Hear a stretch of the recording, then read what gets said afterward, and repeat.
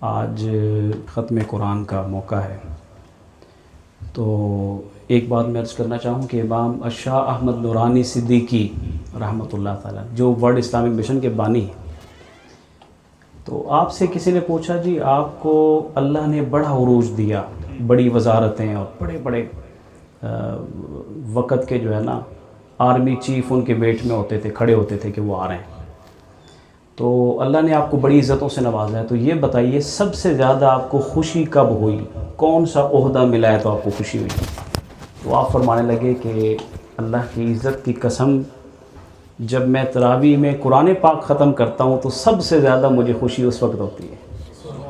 ایک قاری قرآن جو ڈے 1 سے لگا ہوتا ہے، اپنے اوپر ضبط کرتا ہے، اپنے کھانے پینے میں اپنے آپ کو کنٹرول میں رکھتا ہے، سوشل میڈیا کے استعمال سے اپنے آپ کو کنٹرول میں رکھتا ہے، گپ شپ عام فضول کرنے سے اپنے آپ کو کنٹرول میں رکھتا ہے، پورا دن اپنی زبان کو قرآن پاک سے تر رکھتا ہے اور اپنے مائنڈ پرسیپشن کو قرآن سے جوڑ کے رکھتا ہے تاکہ غلطی نہ آئے۔ اور یہ میں آپ کو ایک حلفاً یہ بات عرض کر سکتا ہوں کہ مصلی رسول کے اوپر جب انسان کھڑا ہوتا ہے تو خدا کی قسم وہ کیفیات بڑی عجیب ہوتی ہیں۔ تو ایک قاری قرآن جو پڑھنے والا ہوتا ہے، میں پہلے بھی احباب کو عرض کر رہا تھا کہ وہ ایسے بچھ کے نا اللہ کے حضور ایسے جھک کے نا ایسے دامن پھیلا کے کھڑا ہوتا ہے اور آیات کا نزول ہو رہا ہوتا ہے۔ ہم نے یہاں پر الحمدللہ پونے 2 پارے بھی پڑھے ہیں، اٹ مینس کہ 38 رکوع بھی پڑھے ہیں۔ تو اس میں ہوتا یہ تھا کہ جب ہم کھڑے ہو جاتے تھے تو اللہ کے حضور عرض ہوتی تھی یا اللہ اور تو ہی چلانا ہے کام سارا، تو وہ پھر کرم ایسا ہوتا تھا کہ زبان اٹکتی نہیں تھی، درمیان میں کرم ہو جاتا تھا۔ ورنہ قرآن پاک پڑھتے ہوئے اگر اللہ کی رضا نہ ہو تو سورہ فاتحہ بھی ہم نہیں پڑھ سکتے، خدا کی قسم سے عرض کر رہا ہوں۔ ہم الحمدللہ رب آگے عالمین ہمیں نہیں آئے گا، ہم بھول جائیں گے، اور جب اللہ کی رضا ساتھ شامل ہو تو بندہ پورا قرآن بھی پڑھ جاتا ہے تو انسان کو کوئی غلطی نہیں لگتی، وہ اس کی مہربانی ہوتی ہے۔ یہ سب من جانب اللہ، اللہ کا کرم ہوتا ہے، فضل ہوتا ہے، اس کا محض فضل ہوتا ہے۔ تو اس پر آج میں انتہائی خوش ہوں، میری خوشی کا آپ اندازہ نہیں لگا سکتے کہ ختم قرآن ہے، اور اس خاص خوشی کے موقع پر میں یہ دعا کر رہا ہوں کہ اللہ کریم تمام احباب کو برکتوں سے نوازے، اور بالخصوص اللہ اس سینٹر کو عظیم مرکز علم بنائے، اور اس سینٹر کو جو عظیم بنانے پر لگے ہوئے ہیں انتظامیہ والے، اللہ کریم ان کو یہ اور توفیق نصیب فرمائے، غیب سے کوئی اسباب ان کو اللہ نصیب فرمائے، اللہ ایسے ان کو مخلص ساتھی نصیب فرمائے، ایسے ڈونرز نصیب فرمائے، ایسی کاوش اور کوشش والے لوگ نصیب فرمائے کہ جو ساتھ ملیں اور اس سینٹر کی اور زیادہ رونقیں ہوں، اور زیادہ برکات اس پر نازل ہوں، اور اس مرکز کو اور زیادہ وسیع بھی بنایا جا سکے، عظیم بھی بنایا جا سکے۔ اللہ کریم قبلہ امام صاحب کی خدمات کو قبول و منظور فرمائے۔ چند آیات حسب توفیق میں تلاوت کی سعادت حاصل کر رہا ہوں، ویسے تو پورا مہینہ آپ نے قرآن ہی سنا ہے مجھ سے، تو چند آیات میں ترتیل میں قرآن پاک کی سعادت حاصل۔ درود پاک ذرا پڑھ لیجیے۔ اللہم صلی علی محمد وعلی آل سیدنا محمد وسلم۔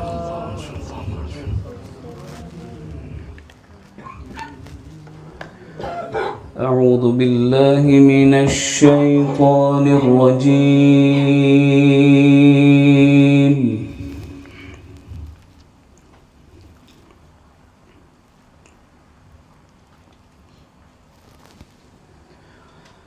بسم اللہ الرحمن الرحیم۔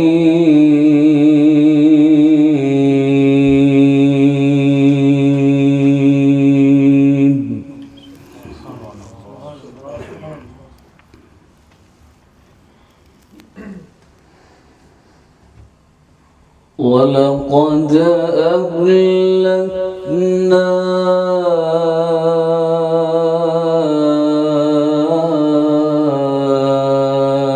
أَشْيَاعَكُمْ فَهَلْ مِن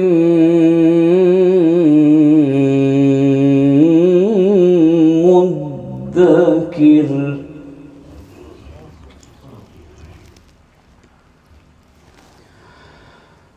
وَكُنتُمْ كل شيء فعلوه في الزبر وكل صغير وكبير مستطر.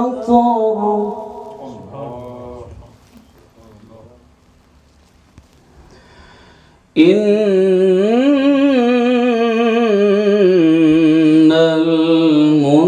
المتقين في جنات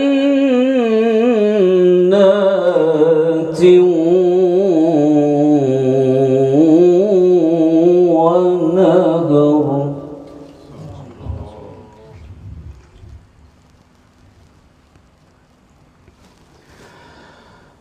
في مقعد صدق عند مليك مقتدر. بسم الله الرحمن الرحيم.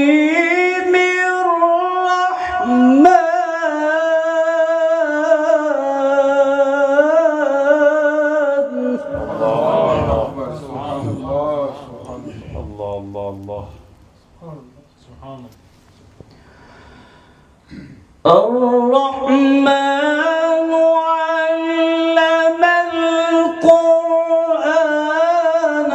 خلق الإنسان علمه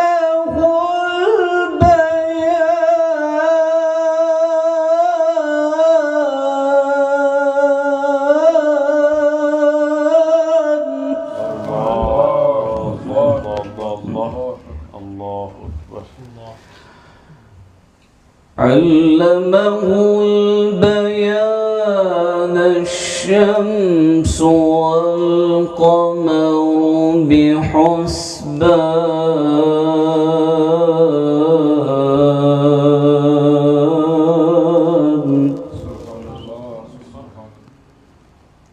والنجم